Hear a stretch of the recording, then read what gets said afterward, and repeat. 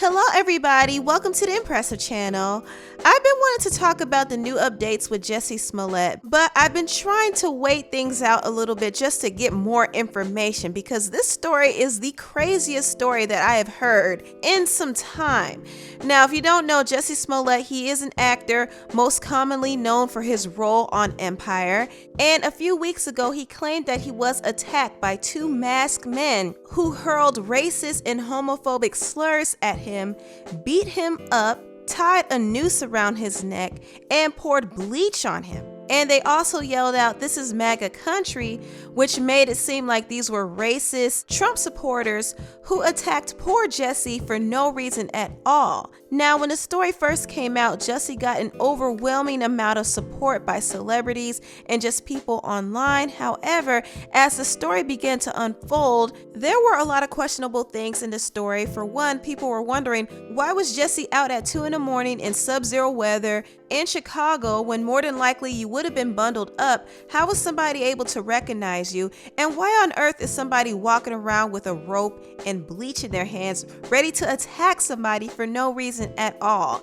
Now, me personally, I didn't question it at all because there are some crazy people out there, and yes, the freaks do come out at night. So as crazy as the story sounds, it is possible. It is, especially in a city like Chicago. And that's no shade to Chicago. It's a great city, but there is a lot of crime that happens and a lot of odd crimes that happen that are covered by the corrupt police. So you never really know what goes on in Chicago. Honestly, you don't really know what goes on anywhere, which is why it's very important if you're going out at night, please take extra precautions to remain safe. But back to this Jussie Smollett story. Now, things got a little fuzzy because there was no footage of the attack. Not only that, Jussie hesitated to call the police. In fact, his choreographer, Frank Gatson, called the police for him. Also, Jussie refused to allow the police to confiscate his phone to look for any evidence because he wanted to maintain his privacy. But when he gave the police his phone records, it was 13 days after the attack and it was heavily limited, so they could not use it as evidence in the case. Honestly, throughout this whole debacle, I was still willing to give Jussie Smollett the benefit of the doubt because I don't think anybody could lie about something like this. Now, here's where the story took a very interesting turn. Jussie Smollett did a tell-all interview on Good Morning America and recounted his incident and did detail what happened, and he also dismissed some of the speculations that people were making about his case. Listen, if I tell the truth, then that's it, because it's the truth.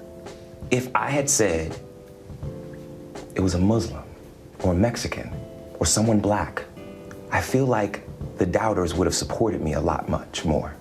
Now, after Jussie Smollett did his full interview on Good Morning America, some new information came out about the case. Now, this was the big shocker, okay? This right here took me for a loop. Now, the suspects that were arrested in this case were two big buff Nigerian men named Abel and Ola.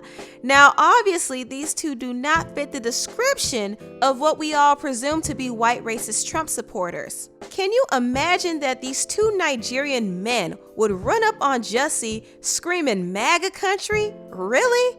Not only that, can you imagine Jussie fighting back and only getting a few scars on his face from these two big buff Nigerian men? Can you imagine? According to some reports from TMZ, the cops did arrest Ola and Abel when they did touch down in Chicago. In fact, they raided their home and found a long list of evidence, including several bottles of bleach. Now, this got even crazier when we realized that Ola and Abel were actually some people that Jussie knew. In fact, one of the brothers did appear on the show that Jussie Smollett stars in, which is Empire, and they maintained a close relationship with Jussie. According to People, one of the guys was Jussie's trainer, and he was training him for his new music video. So, this kind of raised even more questions. How on earth were these guys the suspects in this case? Well, just as we thought the story couldn't get any crazier, it did. Now, Ola and Abel were released after being arrested, and after they were released, the Chicago police discovered some new evidence. According to CNN, the Chicago Police Department believed that Jussie Smollett paid Ola and Abel to orchestrate an attack against him.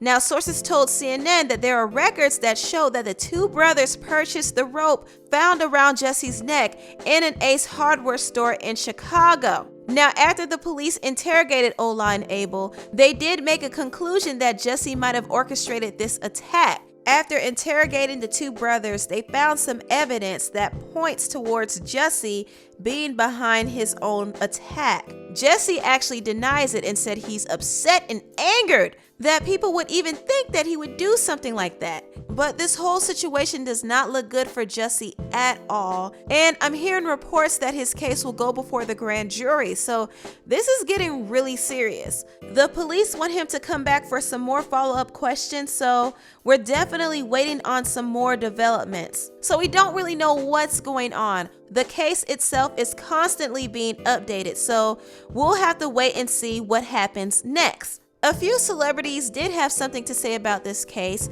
Cardi B added her 2 cents and said that Jussie Smollett messed up Black History Month. So I'm really disappointed in Jussie Smollett, whatever the fuck his name is. I'm really disappointed in him. I feel like he fucked up Black History Month, bro. Like, damn. I'm not gonna say yet until he said out his mouth that it was fake and this shit was staged. I don't want to completely blame him because, you know, like somebody that I was talking to, they said like, you know, police in Chicago are racist, so they might probably trying to frame him and make him look like he's a liar. But if he's not, then bro, you up for real. Like, why would you do that? Like, you ain't had to do that. Then you gave fucking Donald Trump immunity to fucking laugh at niggas and shit. You make motherfuckers look bad. Brazy, bro. Because you know, I know something. You know why I don't want to give him the benefit of the doubt that he lied? Because I remember it was probably like 2 years ago, right? My cousin got into an argument with this boy, with this guy, like road rage. And my cousin got out of the car. And I got out of the car. And I'm always throwing shit. So I threw the guy a bottle of water. And the guy, he don't even want to fight my cousin. He want to really fight me. And I started bucking. So the police came and put me like in a headlock. They put me in a headlock, right? So I got on Instagram and said how they got me in a headlock.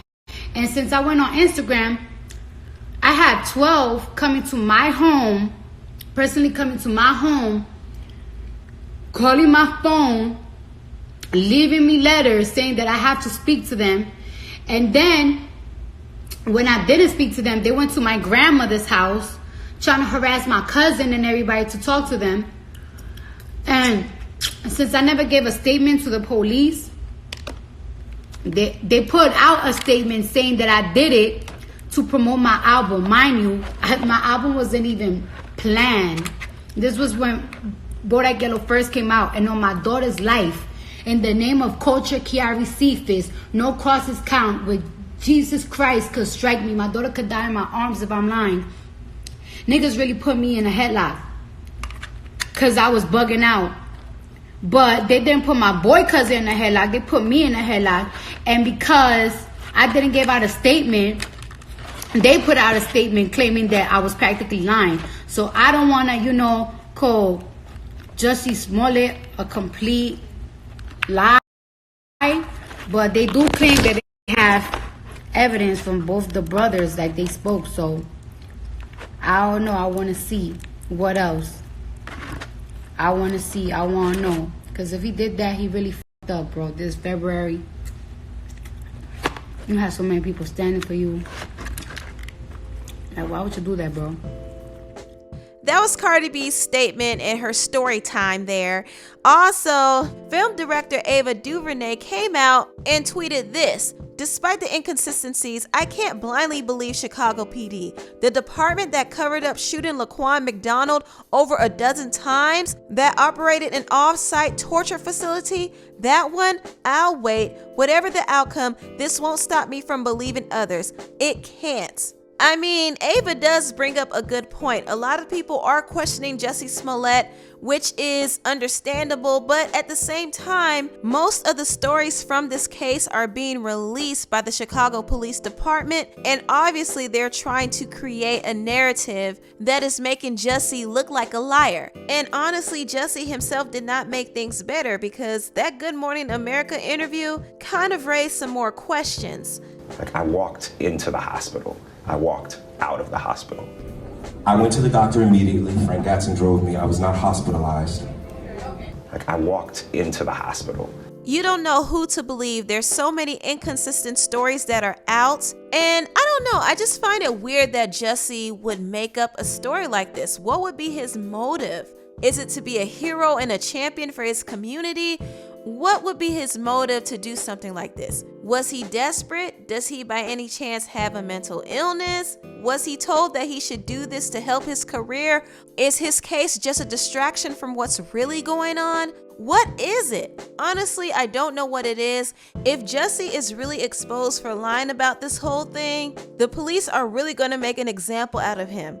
And I don't want to bring up any conspiracy theories, but this does smell like it is politically motivated. If he was instructed to do this by somebody, some higher up, some political figure, he needs to go ahead and snitch right now, because it's not looking good. It's just not looking good.